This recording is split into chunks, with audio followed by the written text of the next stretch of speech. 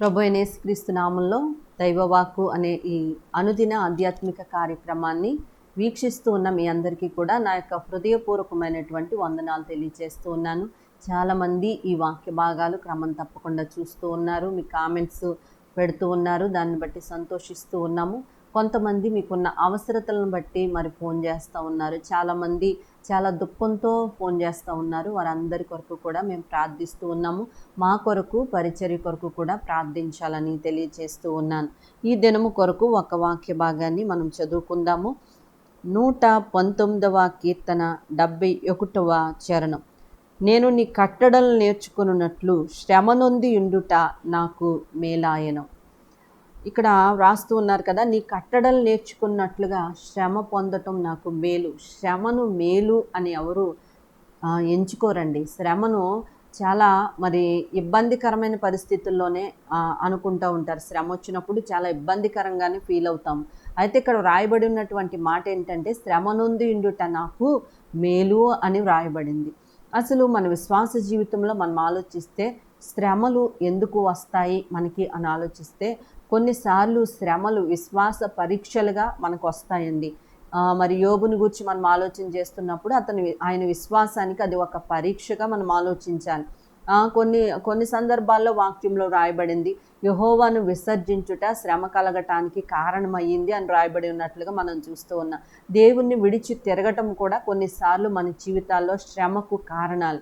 కొన్నిసార్లు మన పూర్వీకుల దోషములను బట్టి, మన పెద్దవారు సరైన నిర్ణయాలు తీసుకోలేకపోవటాన్ని బట్టి, వారు చేసిన అతిక్రమాలను బట్టి కూడా శ్రమలు వస్తాయి.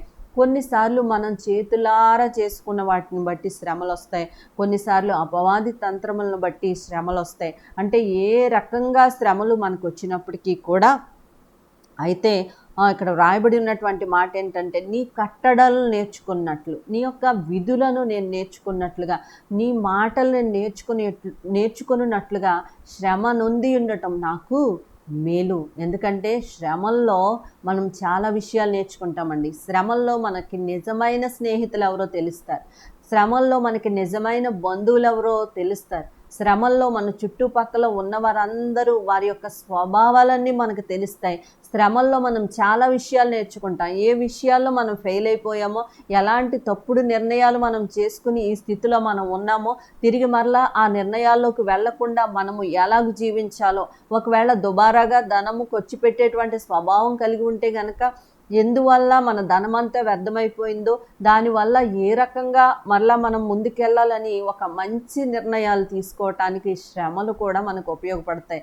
అందుకే వాక్యంలో రాయబడింది, శ్రమ నొంది ఉండుట నాకు మేలాయను. నీ కట్టడలు నేర్చుకున్నట్లుగా శ్రమ నొంది ఉండుట నాకు మేలాయను అని రాయబడి ఉన్నట్లుగా మనం చూస్తూ ఉన్నాం.